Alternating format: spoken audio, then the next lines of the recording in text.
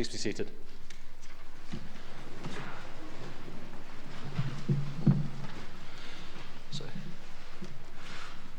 Unfortunately, we don't have a chaplain for today's meeting. However, I am aware that Ramadan is likely to be ending over this weekend. So I would just like to say an Eid Mubarak in advance to all of those celebrating across the chamber and across the city today. And also a happy Vaisakhi, apologies if I'm mispronouncing that, to any of those who may be celebrating again around the city. Now, I need to remind you that officers are recording the public part of this meeting today, which will again be uploaded to the Council's YouTube channel after the meeting. There are no plans for a fire alarm test. If you hear the alarm, please leave the building by the nearest exit, and please ensure that mobile phones are switched off. Restrooms are located on all floors, but please ask a member of staff for details should you require one. Now, members of the public, members and officers, you're reminded that under the Openness of Local Government Bodies Regulations 2014, the press and public may film, audio record, photograph and social media whilst this meeting is in progress for Part A items only, and as long as no disruption is caused to the meeting. Anyone filming is asked to focus their attention on elected members rather than other visitors.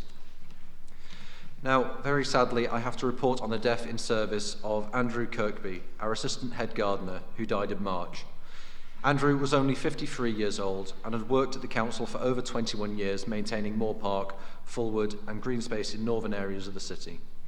Andrew leaves behind a son and his mother. He'll be very sadly missed by his colleagues who were present at his recent funeral. I also have to report the death of Arnold Fountain, who was a former refuse collection driver at the council. Arnold died in March, aged 80 years of age. He retired in 2004 after over 28 years of service, and he was heavily involved in the introduction of wheeled bins in Preston from 1986. Arnold was also a long-serving TGWU shop steward who worked hard to represent both his members and other staff. Colleagues were in attendance at his funeral to represent the council. I also have to report on the recent death of former Liberal councillor Peter Hulse. Peter represented the Avonham ward from 1982 to 1986 and sat on a number of council committees. Peter left to live in Hampshire after his retirement from the council. I would also like to send my condolences to Councillor Mean, whose husband sadly died recently. His funeral is being held today, and the council's thoughts are with Councillor Mean and her family. I also send my condolences to all of the families and friends of our former colleagues at this sad time. As a show of respect, I will ask if you'll now join me in standing for a minute's silence.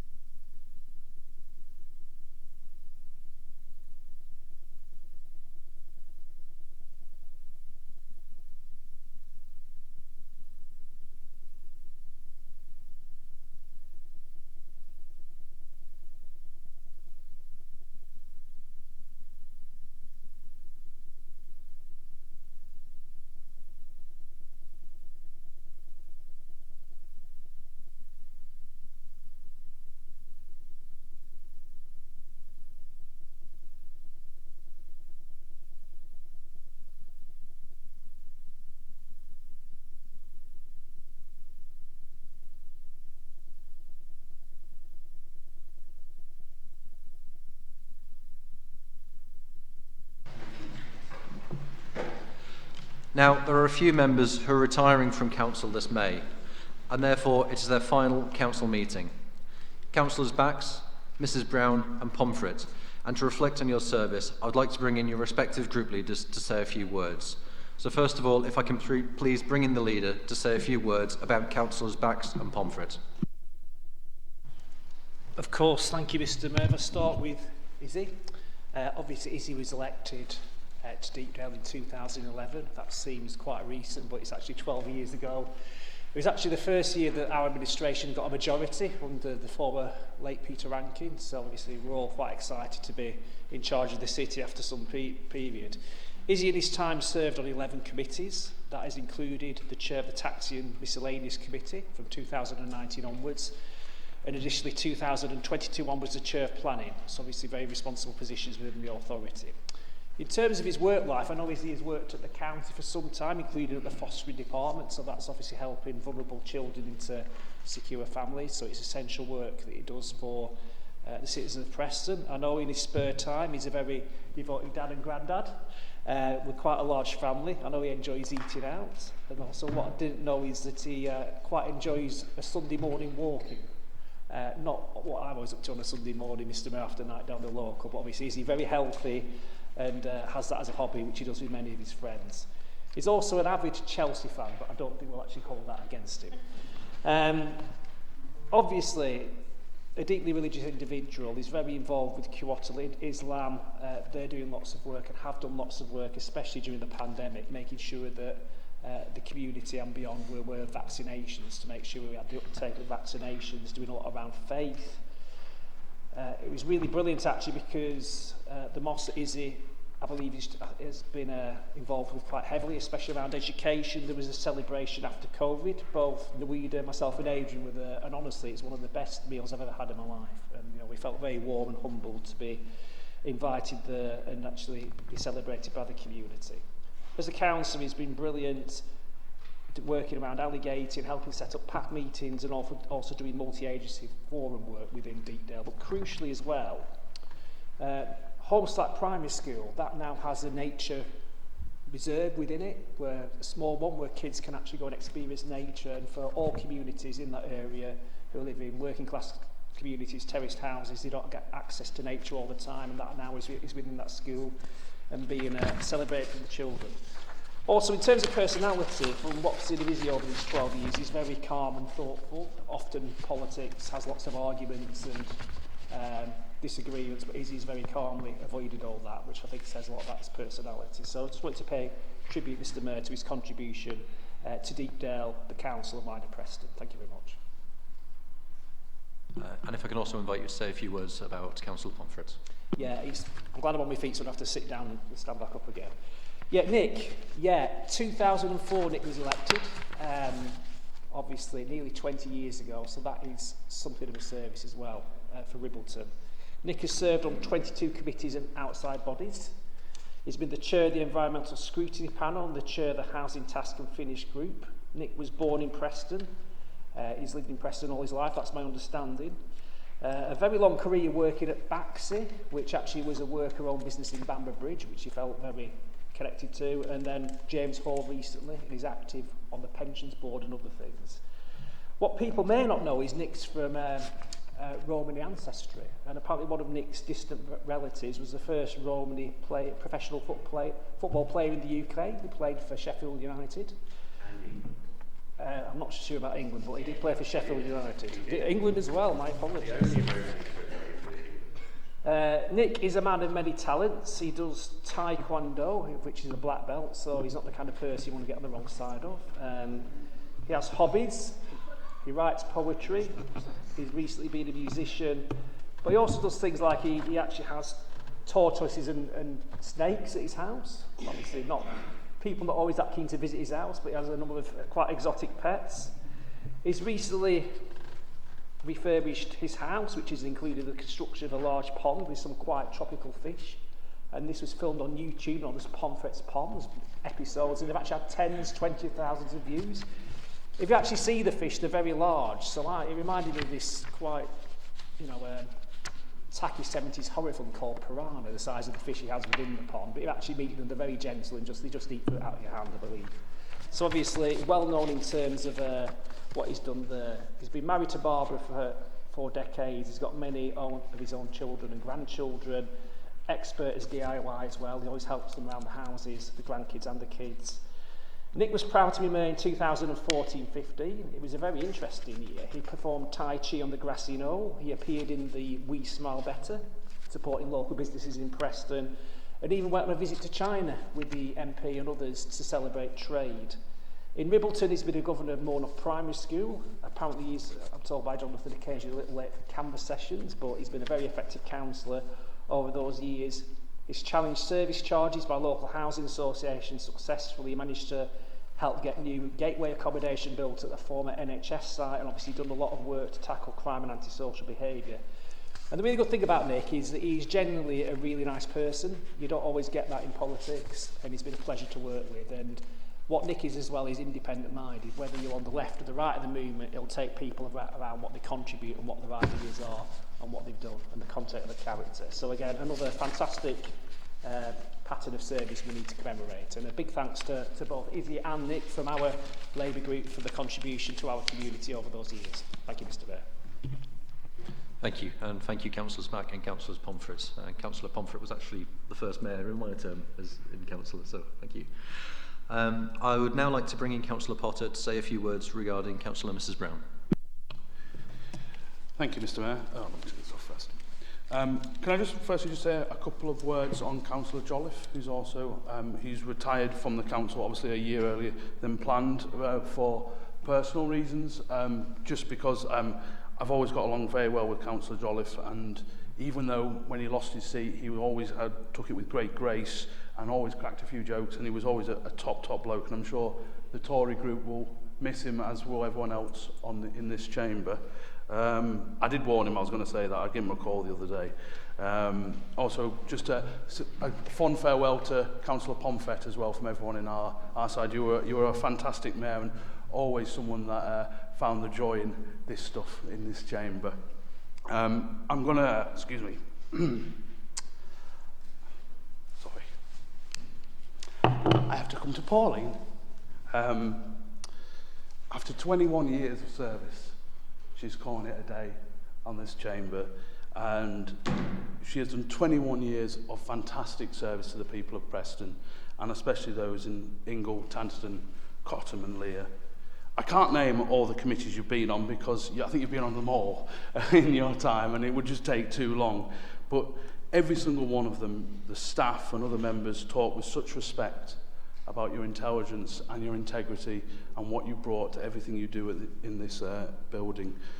Some people like to downgrade or diminish the work local councillors do, but you loved every committee. If there was ever a committee, you go, I'll do that, I love that one. Even if it's one that everyone else hated, you loved it, and you loved spending time with the staff, and you loved talking to opposition councillors. Everything that's right about local politics, you exemplify. You've made friends across all parties, and you should never doubt, Pauline, the wonderful contribution you have made and the good you have done for the people of Preston. And despite all your personal tragedies and hardships, you have not only just endured them, but you've inspired others and you've thrived in everything you've done. It's been a real privilege for me and my group to know you, to become friends with you, and to sit on this chamber alongside you.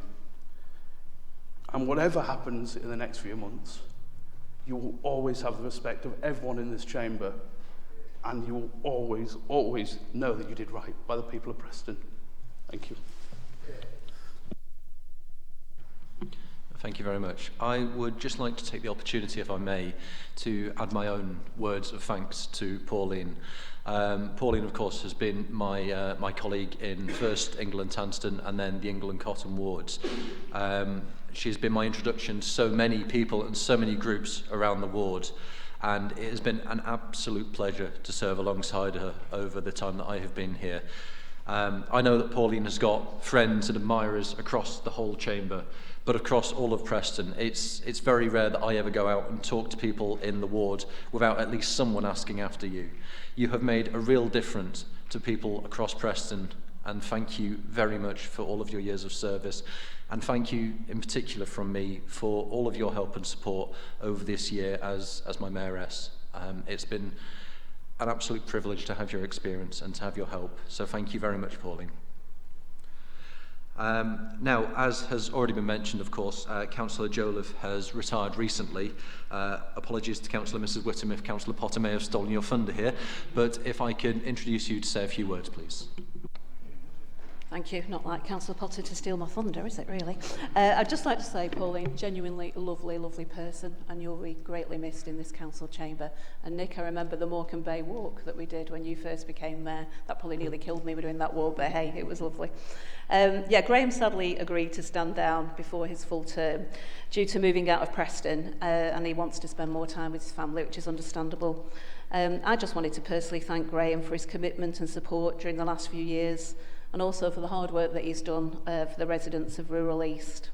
We wish him well for the future and really hope that he can return to politics one day. Thank you, Mr. Mayor.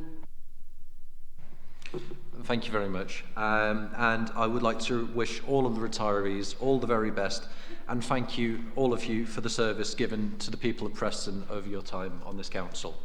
Thank you. And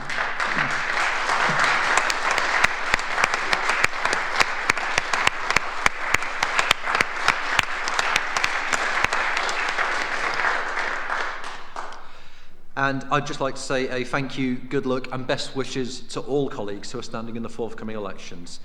This will of course be my final ordinary council meeting of the municipal year, and I would like to say a big thank you to all of you for giving me the privilege of undertaking the role of mayor and for your support throughout my mayoral year. It has been an absolute honour to be able to do this role, and thank you all of you for giving me the opportunity. I think it says an awful lot about Preston and the council that this is a role that we do share between the parties, and we do give people of all backgrounds, of all ages, the opportunity to do. So I'd like to say from the heart a big thank you to everyone for supporting me this year, and so many of you have done. Thank you. Now, as I am aware that Councillor Borrow will be attending the funeral of Councillor Mean's husband, I've agreed to take the Part B item on the Levelling Up Fund straight after questions today, as Councillor Borrow will be taking the lead on that item. Moving on to item number 2, declarations of interest. Now, a number of members I know will have given declarations of interest previously to Wendy before the meeting here. If you can just give a show of hands if you have a declaration of interest to make, please. So, Councillor Hart first, then Potter, then Councillor Close. Thank you, Mr. Mayor. I've declared an interest on Down syndrome on item 8 as a prejudicial interest and also personal interest on Intact, just because I had 10 meetings there. Thank you. Councillor Potter, please. Yeah, I have a prejudicial interest and will leave the room on item 8 because I'm a trustee of Intact. Thank you. Councillor Close. Declare personal interest on item 8 as I work for one of the organisations listed in there, so I will leave the room when you come to item 8. Thank you very much. Councillor Borrow. I'm a trustee of Digging, North West, which is on the list. Do we have any other declarations of interest? Wonderful, thank you very much. Moving on to item number 3 then, the minutes of the meeting held on the 23rd of February 2023. Are members happy that I sign the minutes as a correct record? Yes. Thank you.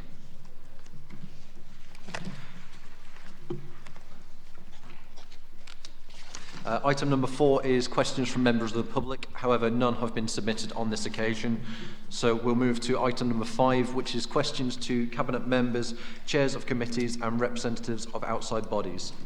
Members are entitled to ask a question of any Cabinet member or chair of a committee within their portfolio or terms of reference, and only one supplementary question may be asked, provided it is relevant to the original question. We haven't received any written notifications for questions for members appointed to serve on outside bodies.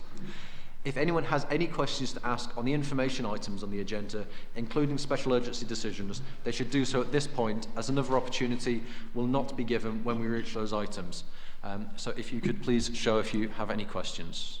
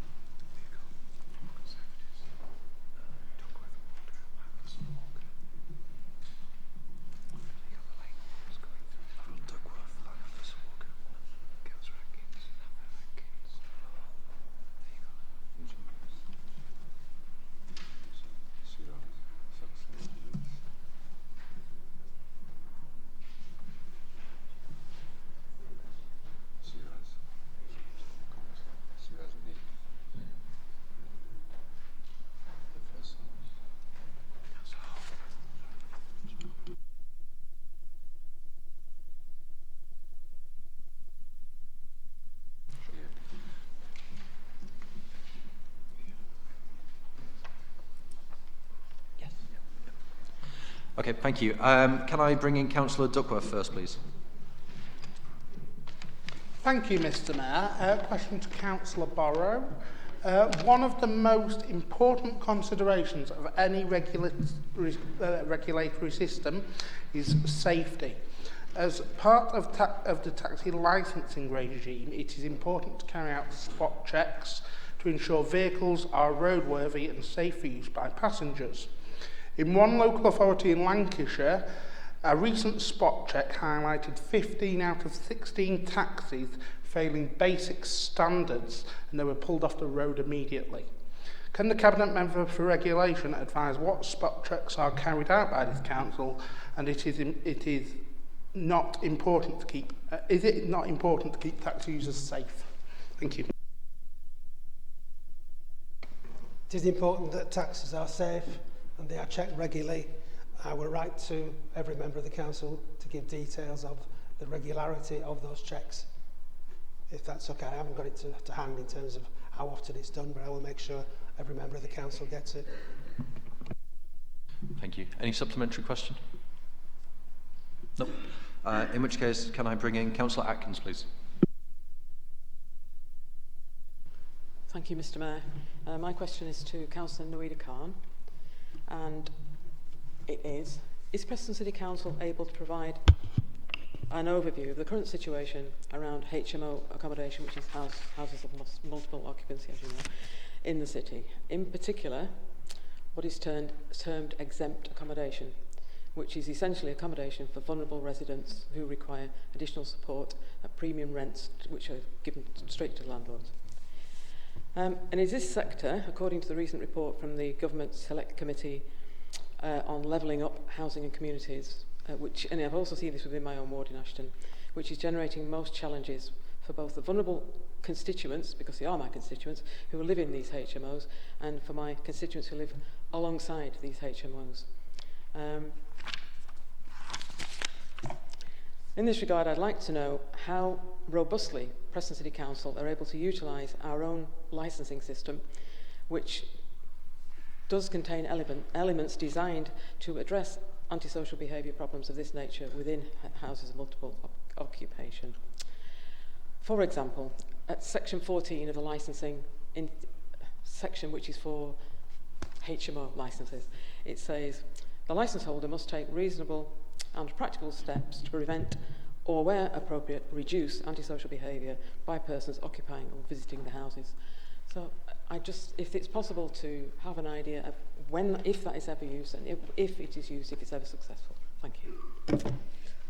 Councillor Khan, please. Yes, Councillor Atkins, Mr. Mayor. I'll give a bit of a brief overview. I don't have the finite details of the licensee regulatory areas that you've asked about. I think we've got to acknowledge that nationally there is a concern about the rise in HMOs and the problems and issues that they bring, especially with regards to recovery houses, bail hostels, those that are situated in very deprived areas, in residential areas. They bring with them, as Councillor Atkins has outlined, antisocial behaviour, criminal activity, drug use. No fault of the vulnerable adults that are placed in these HMOs. This is due to the providers or the carers or those that are providing the accommodation, and through the lack of support and care and assistance that they're actually giving to the residents. We as a council have also got real concerns about the policy on HMOs, the exempt accommodation, supported and PRS housing, and asked the government to commit to bringing in relevant legislation and funding to address these issues, because without the appropriate funding and legislation, we are not, as a council, able as an authority to undertake the work that is required. If I could just So what we have done as an authority is we've committed £40,000 to a feasibility study around private sector licensing. Successfully applied to become a pilot for supported housing improvement scheme, which seeks to address the issues caused by an increase in non-commissioned supported housing providers acquiring properties before any dialogue with the District Housing Authority to look at evidence of need and strategic planning. Most of these new providers are non-registered, therefore significant cost to the local authority through the loss of subsidy, which impacts on the other services provided by the wider community. Our work through this national pilot will focus on 5 particular areas. It's property inspection, rents and support charges, support plans, service user involvement, and provider forums and peer mentoring. Now, with regards to the licensing and planning regulations that's been mentioned of the HMOs, we are exploring how we could respond to these issues through the use of supplementary planning guidance and through the development of a local plan, as our powers in the area are currently very, very limited. With regards to exempt accommodation, we welcome the House of Commons Levelling Up and Housing Community Select Committee response, which stated that it is a complete mess nationally, and that there needs to be national standards for referrals, support and accommodation, and that the local authorities are best placed to enforce them. So we are looking at possible regulation and licensing, but it's going to take some time. But as I mentioned before, it all requires funding and support. We'll always do what we can to support vulnerable individuals in all our communities, but recognise the impact that the poor management of properties and lack of support for those living in these properties can have. We will always look to influence providers and work with them to enhance and develop and make sure that they're providing the appropriate services to those that they are accommodating. Thank you. Thank you. Councillor Atkins, do you have any supplementary questions? Thank you very much. Councillor Landless, please. Thank you, Mr. Mayor. My question is to Councillor Bailey. Many times over the past few years in this chamber, we've debated tenders and contracts awarded to companies. And now and again, the contracts have been awarded to companies outside of Preston and indeed Lancashire. Just recently, there was a small landscaping scheme in the rurals where the company given the contract were from outside of Lancashire. Normally this is done because it's specialist work required, but I think in this particular case there wasn't specialist work required. My question is quite simple. What proportion of contracts and tenders awarded by this council are given to companies in Preston? Thank you. Yeah, I guess just like Councillor Duckworth's question, it's quite a technical question that obviously I can get an answer to you. Obviously, as part of our Preston model, we don't just focus on Preston. Obviously, we want to focus on Lancashire businesses as well, because obviously Preston, geographically, this council size is a relatively small area. Just obviously what we have to do is, as local authority, obviously we're bound by a lot of the kind of procurement laws, obviously previously from the European Union and also nationally set as well. So we do have to do things obviously by the book, just as well supporting our local economy as well. In terms of that individual case that you've just raised, I don't know a lot about that, but obviously I can look into it for you. But just what we have always done, this Labour group, since we've got into the administration in 2011, we will continue to support our local businesses and promote local businesses to help them for them to grow, thrive, and then hopefully become even more competitive in the Northwest. Thank you. You have a supplementary question? Very well. Councillor Nuffer, please. Thank you very much, Mayor Darby. This is a question to the Leader of the Council. Most people in this chamber, as well as the public, will have read about the Guildhall and the agreement that we've come to, which is really good news. What I'd like to ask the Leader is, what's the next steps going forward, and also when can we see sort of major events? We've got the World Snooker Championships going on, so other sort of, and we used to host a major snooker event, so that and other events. Thank you very much, Councillor Martha. It's a very, very important question to ask. Obviously, the Guildhall is a primary entertainment venue within Preston. It has been built in the late 60s, early 70s. It opened, obviously, some amazing artists and events that have taken place throughout the decades. Obviously, 2019, it was placed into administration by the former owner. We ended up in a legal process that we didn't instigate, but that did happen. It's taken over 3 years. Now we're out of that process, and obviously I don't want to concentrate on the past, I want to look at the future, but obviously the intention is to bring it back into use as soon as we possibly can.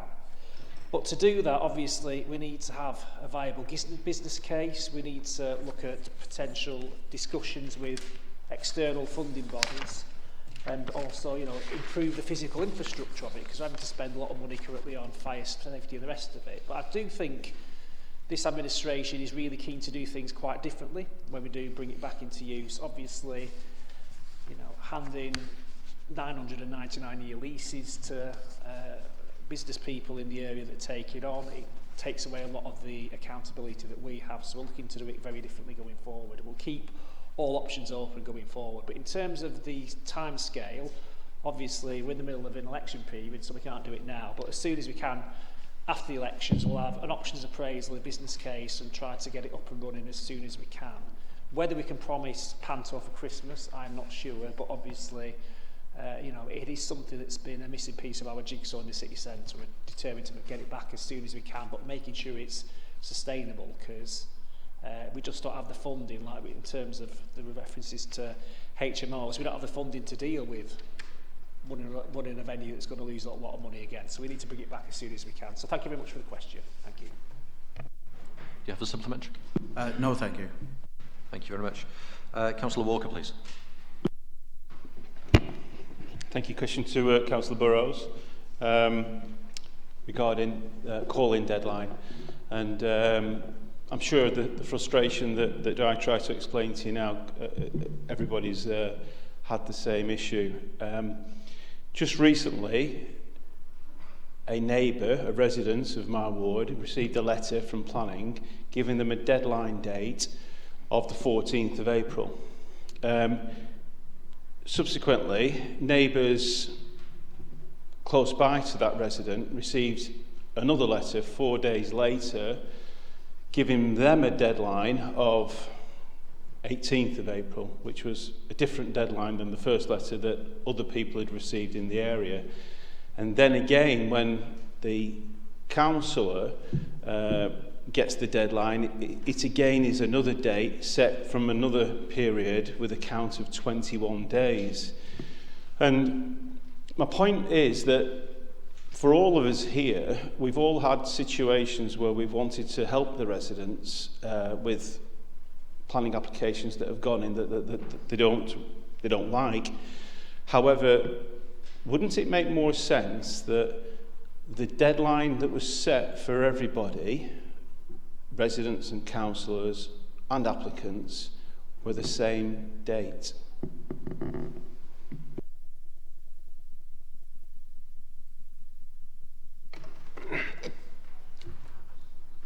I'm not sure whether it would, to be honest.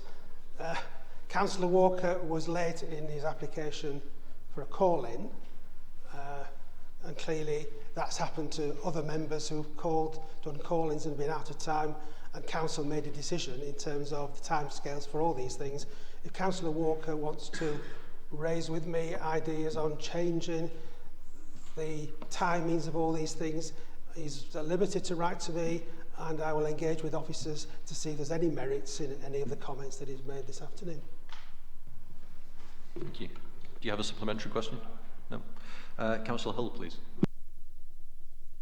Thank you, Mr. Mayor. My question is to Councillor Kelly in his capacity both as the Cabinet Member for Culture and for Leisure Services. Please can Councillor Kelly give Council an update on the progress of the Harris Museum and Art Gallery work. It is one of only 3 Grade 1 listed buildings in the centre of Preston. And can you give us an update on the work, and most especially, is the work properly on schedule to be completed by the original date agreed?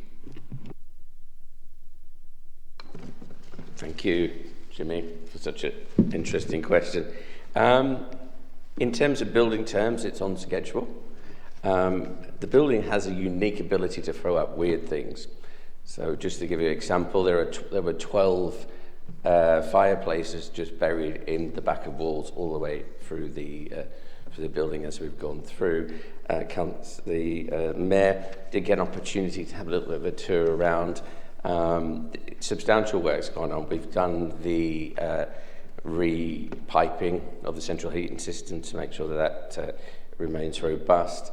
For those of you in the fashion gallery, that the entire top section has been taken out, and we now have a massive new gallery up there, gallery space. Happy to show some photographs that are on here, and then arrange a visit, which I'm sure will cause Tim Joel heart palpitations, but we'll nevertheless sort of arrange. But yeah, we haven't found Lucy yet. Lucy is the alleged ghost that we have in the building, who can be heard sweeping her brush.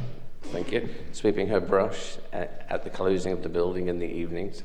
I'm excited. If you actually go to the outside and follow your way around the building on the fencing, you can see the images of what we're going to be actually doing.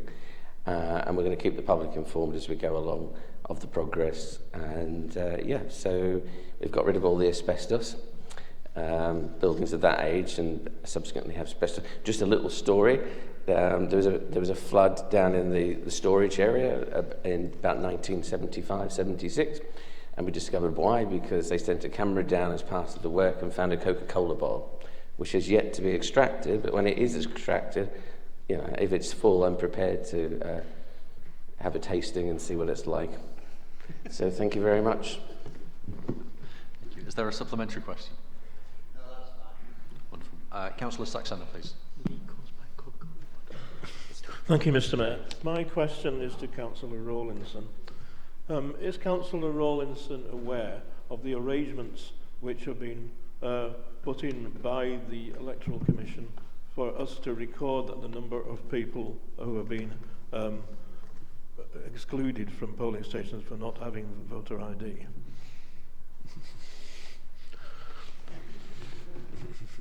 That's not the question I was expecting. That'll teach me not to go to Labour group on Tuesday, won't it? Right. I think that's probably the one thing that's not in my brief here. So, no, I've no idea. To be honest. I'm not even going to try and fake it. The supplementary. I haven't a clue. I would really hope that we know how many people are turned away. I doubt there's an official way of recording it, because somebody walks in and they can't vote, they get sent away. But okay, so let's hope they are recording it somehow. Which makes this redundant. I hope he's got a follow-up. Is there a follow-up? If I may do a supplementary, Mr. Mayor. First of all, I'll for the information of Councillor Rawlinson, what will happen is that there will be full recording at all polling stations of the number of people who have been turned away. That information, though, will not be available to candidates, agents, or to the public. It will go straight into the government, and the government will assess the situation. Now, given the fact that the whole purpose of this exercise is to prevent fraud, surely that, and the whole purpose of that is to make it as open and as transparent as possible. And in particular, since there have been more Prime Ministers in the past 12 months than there are people being found guilty of electoral fraud, we're aware the whole thing is a continual waste. But does Councillor Rawlinson not think that there are better things we could do with our time, including we don't need to have extra officers on the polling stations because of this either, and that's going to cost money.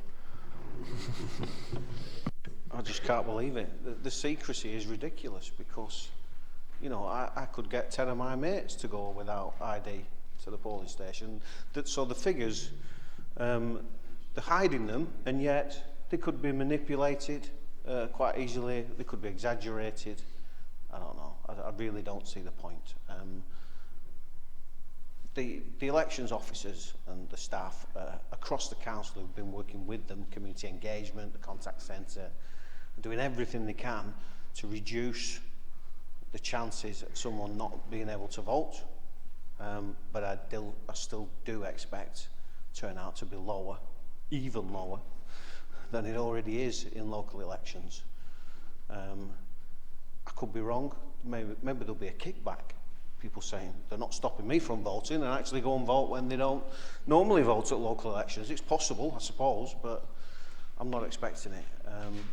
But the ridiculousness of these rules shouldn't surprise me, really, should it? Councillor Potter. Thank you, Mr. Mayor. If I may just come in, so we obviously, former Councillor Bill Shannon was in the meeting. I know him and Councillor Borrow raised serious concerns on this, but we did actually get a response that said the data supplied by councils will produce a report later this year, but there's nothing to stop local authorities publishing local figures of their own volition, and certainly not if there's a freedom of information request done. So there you go. That's a little bit of background, Mayor. Thank you for letting me come in. I don't have any further indications. No? Okay. Right, thank you very much. We shall move on. So, as mentioned previously, we will be going below the line for the next item. So we need to consider passing the following resolution. That the public be excluded from this meeting during consideration of the following item of business, on the grounds that there is likely to be disclosure of exempt information which is described in the paragraphs of Schedule 12A to the Local Government Act 1972, which is specified against the heading to the item, and that in all the circumstances of the case, the public interest in maintaining the exemption outweighs the public interest in disclosing it. Can I have a show of hands, those who are happy to agree the exemption, and move to Part B? Okay, thank you. Right, we will stop the recording, and I will wait. And I will wait until I'm given the go-ahead to continue with the meeting.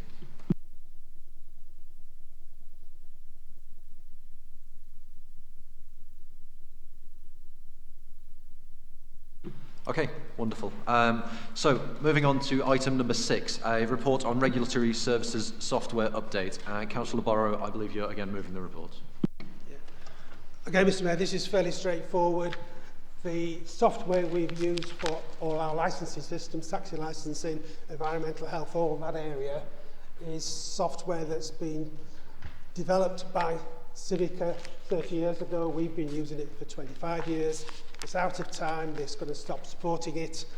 We've looked at the best options, and the best option is to go to their latest version, which is Civica APP regulatory software. Called Civica, move from Civica APP to Civica CX, which is the new software. It will cost us in capital terms £252,000. That is going to be funded by revenue payback over the 7 years, and the 7-year contract also includes a figure of £220,000 over the 7 years for support, which is slightly more than we were paying for support under the existing system. Clearly, this makes sense. If we were to go out and find somebody else, and there's only 1 or 2 other providers could do it, it would be more expensive, and clearly shifting from one software provider product to the same software provider's product that's been updated makes a lot of sense. This has been in the in-tray for some time, so I'd be grateful if members could agree this afternoon. Thank you. Thank you. Is that seconded? Thank you. So I've not had any indications from anyone that they have any questions. So again, with no amendments, we will move to the vote. Can I have a show of those in favour, please? Any against? Any abstentions? No, in which case that is passed. And Councillor Borrow, I trust you'll take the deepest condolences to Councillor Mean from the rest of us. So we'll move on to item number 7, which is a report on the acceptance of household support funding 2022-23. Councillor Khan, I believe that you're moving the report with the alterations. Yes, Mr. Mayor. Yes, the report is to just accept the third round of the Household Sport Fund. It will be in the region of 1.2 million and must be spent by 31st of March 2024.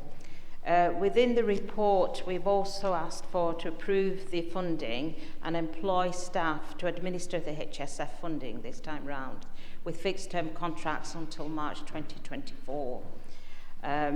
There are built-in also evaluation and monitoring of the spent of the funding as well that we will have to provide. So that is the report really. So thank you. Thank you. Is that seconded? Thank you. Not had any indications from anyone asking any questions. So again, with no amendments, we will move to the vote. Can I have a show of hands? Sorry, Councillor Hull, you wanted to come in? You're going way too fast, Councillor Hull, way too fast. If the rest of us can join Councillor Hull in showing whether or not we're in favour, please. And any against? And any abstentions? Okay, that passes again, thank you.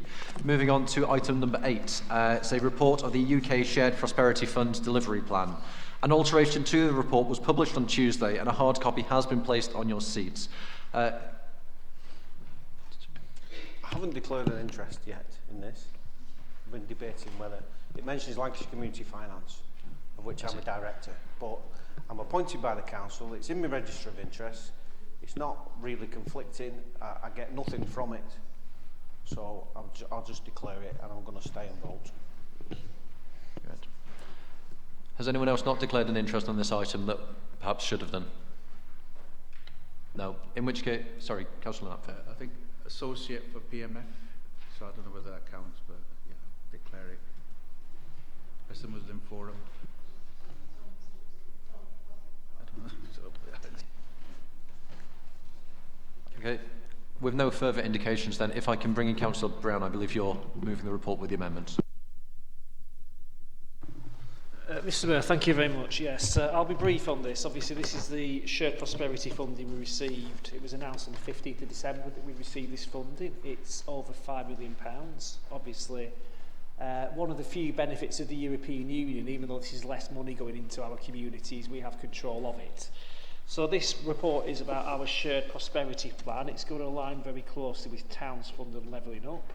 It's especially around our priorities, which are tackling the climate emergency, community wealth building, but also supporting groups who have been marginalised in terms of economic inclusion. So obviously minority communities, women, disabled individuals, older people, younger people, and making sure that we actually support them as well as part of this process. So the three priorities within the UK Shared Prosperity Fund, so just some of the things that we think is quite innovative and cutting edge that we've decided as part of this plan we'll spend it on. Communities in place, there's going to be a climate assembly, which we're putting £40,000 as an authority in, so that will obviously allow the community to tell us as politicians what is best to tackle the climate agenda, and obviously that's the existential crisis we're all facing by 2013. Exploring a cycle hire scheme, again that'll be quite innovative, e-cycles, e-scooters, getting people out of cars, more electric vehicles, a new volunteering centre with our VCFS sector, that's something we've been wanting for some time. Supporting the voluntary sector, including tackling the cost of living crisis, new community supported infrastructure, and money to improve energy efficiency and retrofit homes. So that's a bit around communities in place. In terms of investing in local business, again, very cutting edge we feel, a new city events programme, because our city centre economy, it's not always going to be about retail, because retail's moving online, so we're going to have more expression, creativity, performance, art in our city centre and culture. There's a big business funding programme, but crucially it's going to support our values, so that's going to support promotion of decent fair wage levels, decent working conditions, women-owned businesses, minority-owned businesses, democratic businesses, money towards decarbonisation of the local economy and transition to green manufacturing products through local supply chains, very important as well. And then finally, priority 3, people and skills. That's doing a lot to tackle the economically inactive, because what we did see during the pandemic is how so many people didn't get back to work afterwards, especially people over 50 often and younger. So it's going to help them upskill and get them into well-paid jobs, often in our anchor institutions. So say encouraging them to work for the NHS or the council, the university, where they're going to get a decent wage, decent progression and treated very well. So the recommendations are very simple. Approve the overall scheme, which is then subdivided into various projects as detailed within this report, Table 1. Approve the assurance framework, which is Appendix A, and approve a request to make the department increase provision for management and administration to 6% of the total allocation, because you know, we need to have a staff delivering this. We have things foisted upon us by government. We're told to deliver it within 2 years. You know, when we've had an austerity ridden situation for so long, we need to upskill and employ new staff to deliver this, really. So that's what it is in the recommendations. I'm happy to formally propose that, Mr. Mayor. Thank you very much. Thank you. Is that seconded, please? Councillor Hull, thank you. I've not had any indications from anyone wanting to ask questions or speak. With no amendments, then once again we shall go to the vote. Can I have a show of those in favour, please? And any against? Any abstentions? Thank you. If someone would like to bring back in the councillors who have absented themselves, please.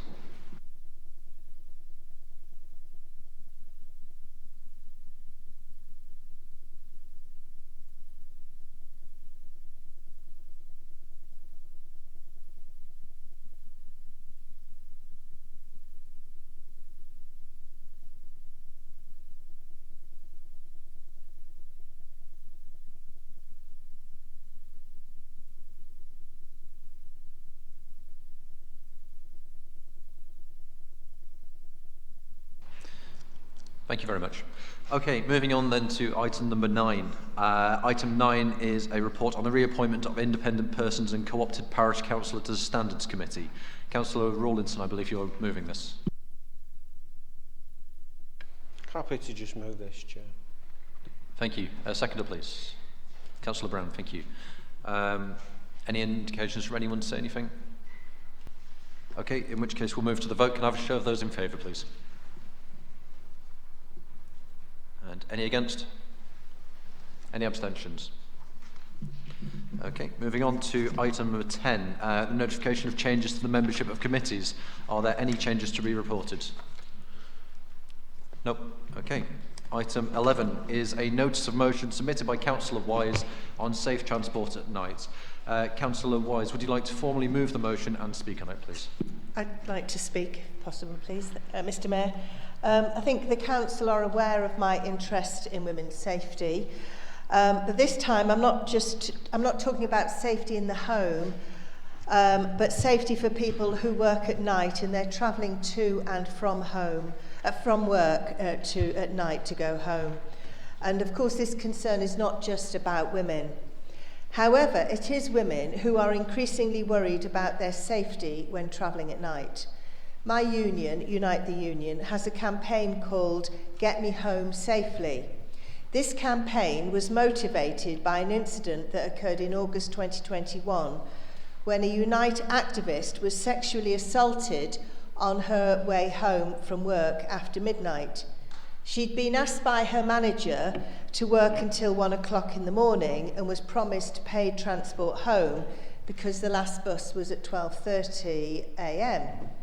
An hour before her shift ended, her manager told her she could finish earlier so she could catch the last bus home.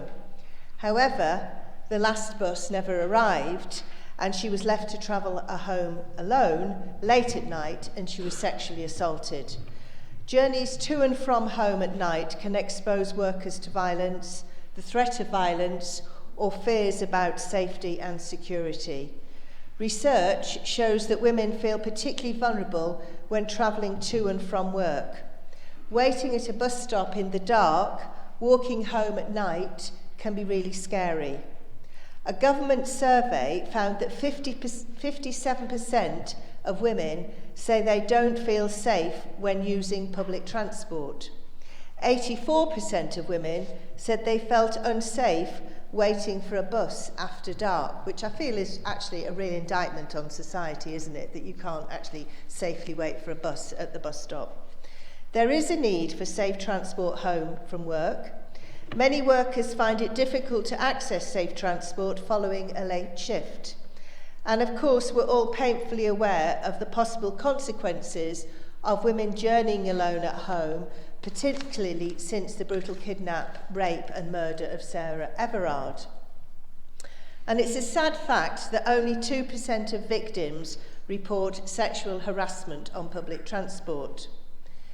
The guiding principle of the Get Me Home Safely campaign is that every worker must have access to safe transport at all hours of the day, and I want us at Preston City Council to play our part in ensuring workers travelling home after 11 o'clock at night are able to travel to and from work safely. This isn't something new, and the government was concerned about it in 2017, and it set up a task and finish group on taxi and private hire vehicle licensing. The group submitted their report to the Secretary of State for Transport in July 2018, and the government published their response in 2019. The Task and Finish group put the passenger at the heart of its thinking. They considered ways in which the safety of passengers could be protected. The government accepted 3 key measures recommended to achieve a safe service for passengers, namely national minimum standards, national enforcement powers, and a national licensing database. All very laudable.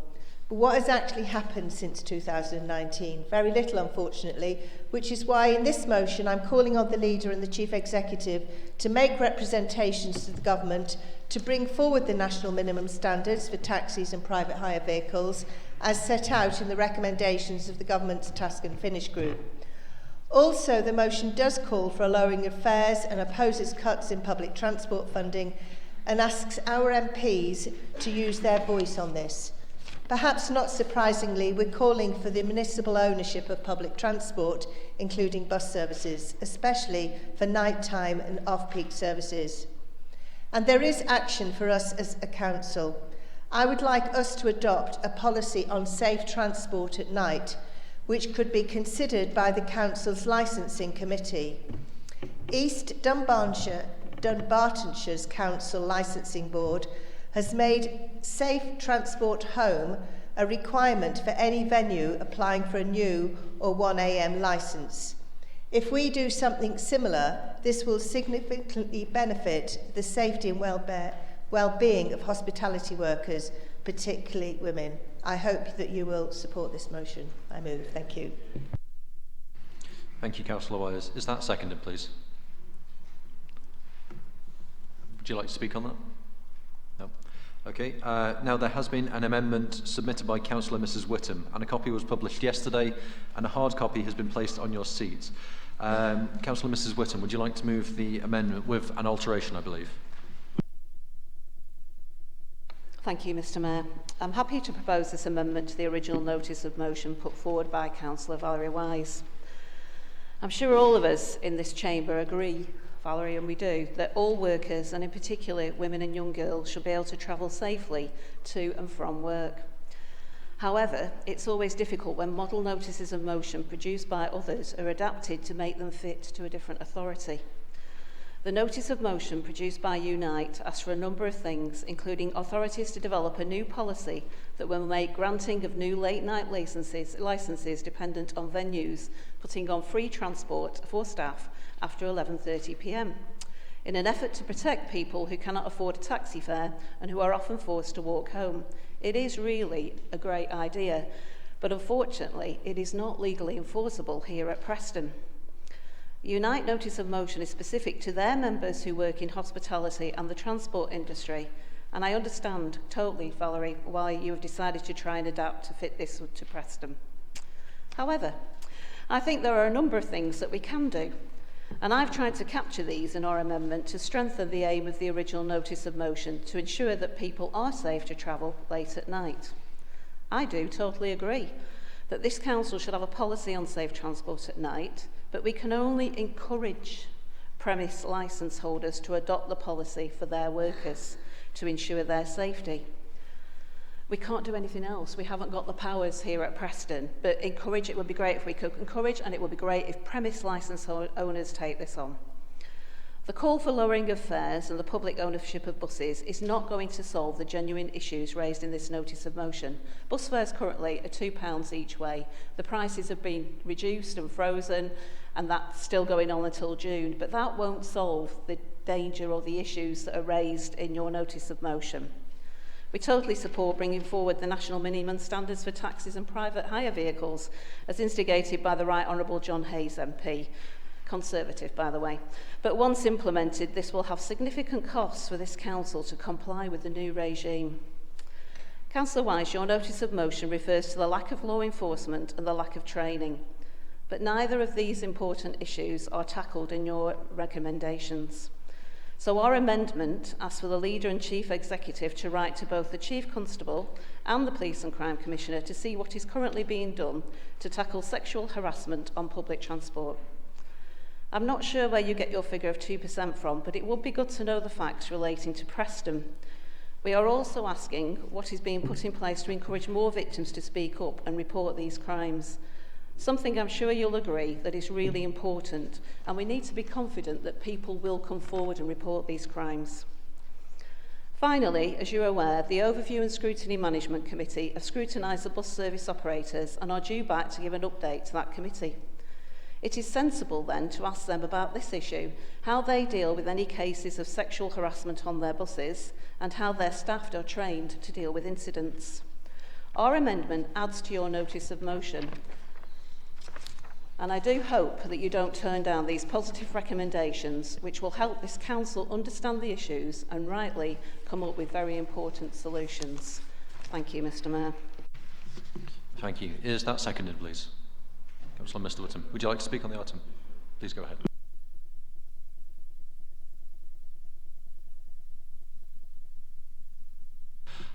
Would anyone else like to speak on the amendment? Councillor Walker, please. We're debating the amendment first, then we will vote on the amendment, then we'll return to debate the substantive motion at that point. Okay. Would anyone like to speak at this point on the amendment? Councillor Landers, please. Yes, thank you, Mr. Mayor. I'll just speak briefly as one who's in the licensing sector, and well, I agree with most and the amendment that it is very important that us as licensees or people who run late night premises, which is normally licensed premises, look after their staff late on. Even in a rural location, I take it as my responsibility, or my wife does it as well because she's the other owner of the business, that we ensure that our staff, when we interview staff and take staff on, they have to lock up, that they ensure that they can get home or have means of getting home safely. In our amendment, really on this subject, it is important that we encourage licensed premises to think about this seriously and put practical steps in place. But I think, as the leader said, our leader said, it's very, to enforce this by law at this stage. But I will be supporting the amendment. Thank you. Councillor Hull, please. Thank you, Mr. Mayor. I find it quite amazing that the Deputy Leader of the Conservative Party follows the amendment by saying that he's involved in the sector that's being affected by it. That's an obvious conflict of interest. But apart from that, this amendment to the notice of motion does nothing to add or strengthen the notice of motion. It seems quite obvious that it's intended to weaken the notice of motion in favour of the owners of premises. Thank you. Thank you. Do I have any further indications to speak on the amendment? Yes, please, Councillor Thompson. Thank you. Yes, Mr. Mayor, thank you. Yeah, I think it's a bit preposterous to say that we're trying to weaken the amendment in favour of landlords, etc. As a grandfather of 3 granddaughters and a father of 2 daughters, and one of them who was harassed on the way home one evening on a train, I found it absolutely preposterous that any of us on here would go and try and weaken an notice motion that actually is for the betterment and safety of women and men in some cases going home. I think it's absolutely appalling, the state of this country, that people get harassed. It was certainly in my day, when I was younger, a long time ago, we certainly would not have put up with that sort of thing going on as bystanders. And unfortunately, I think now people are so cowed by the political correctness of things, they don't get involved in anything where other people are threatened. It's a real shame. So I really have to refute Jimmy's speech there. Thank you.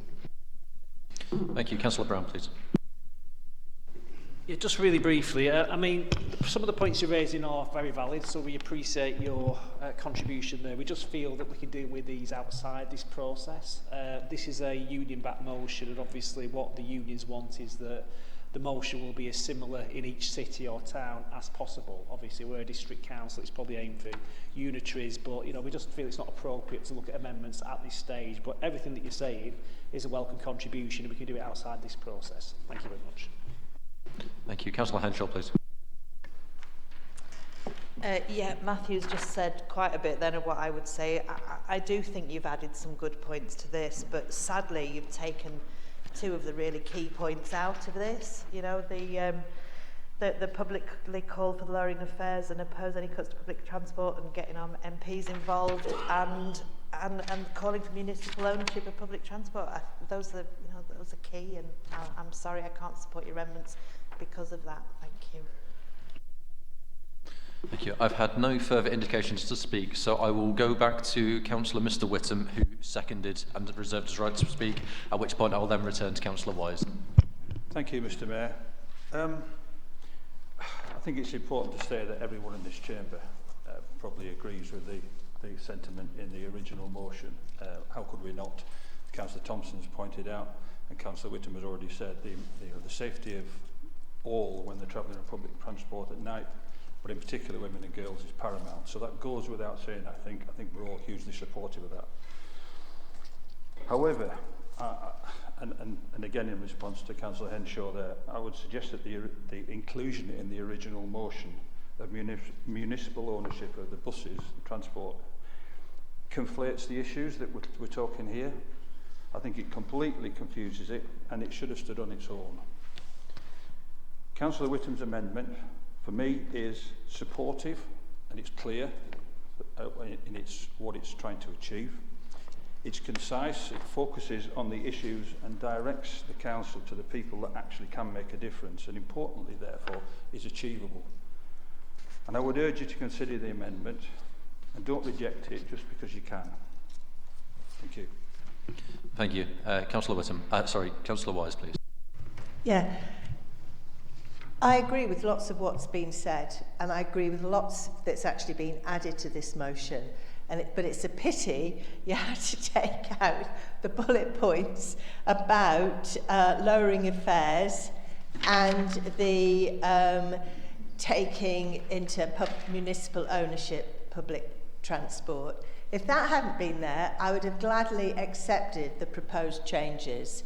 But because of that, then I'm afraid I can't. But I would obviously like to see afterwards what we can do about the positive suggestions that you have put forward in your amendment. So I'm afraid that I am going to be opposing the amendment. Thank you. We shall now go to the vote on the amendment that has been put forward by Councillor Mrs Whittam. So if I could have a show of those in favour of the amendment, please. Thank you. And those against, please.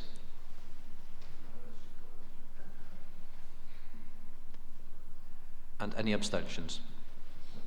Okay, the amendment does not move. We now have the opportunity to debate the substantive motion, which was the original motion put forward by Councillor Wise, for which I've had an indication already for Councillor Walker, and if anyone else would like to speak, please do show. Councillor Walker, please. Yeah, thank you. Dad of three daughters, living in New York. One travels home at night on public transport and then walks from the subway to her house. Fortunately, we make her aware that while she's doing that, which the time difference means that it's 6 o'clock in the morning here, she calls me. If the other girls are in a taxi, they make a phone call and they call us and they make us aware and they speak to somebody whilst they're in the taxi. You know, and I'd just like to say that on both these points, that they're very, very valid. And the most important thing that comes from today is that we're making awareness of this. You know, and that's all I need to say about both of them. They're both valid. Thank you. I've had no further indications to speak, so on that basis, we will return again to Councillor Wise, please. Well, thank you for that. And just to say, yeah, I mean, I just feel it's a real indictment on society that you don't feel safe when you're going home from work. And I know when I used to work late in the town centre, in the city centre, phoning up somebody when I was leaving the premises just to get to my car because I was in a place that was really dark, and it's frightening. And I think that is what many, many people experience, particularly women. And so that's why I am very willing to enter into discussions to look at what we can do in terms of overview and scrutiny to actually take this further. So I hope that everybody will support this motion. Thank you. Thank you. We now move to the vote on the substantive motion. So if I can have a show of hands, those in favour, please. Okay, and those against? And abstentions? Thank you very much. That will pass. Councillor Wise, you've got your microphone on. Sorry. Item 12 is the Leaders' Report. Councillor Brown, do you wish to speak on this item? Just for naughty, Mr. Mayor, thank you. Thank you very much. Item 13 is special urgency decisions, but there are none to report to this meeting. So we move on to item number 14. The next meeting is the annual meeting with the mayor making ceremony taking place on Wednesday, the 17th of May, 2023 at 6 p.m. The remainder of the business will be transacted at 2 p.m. on Thursday, the 18th of May. That concludes the meeting. Thank you very much for your attendance. Thank you for an enjoyable year, and a happy birthday to Councillor Kelly. Thank you.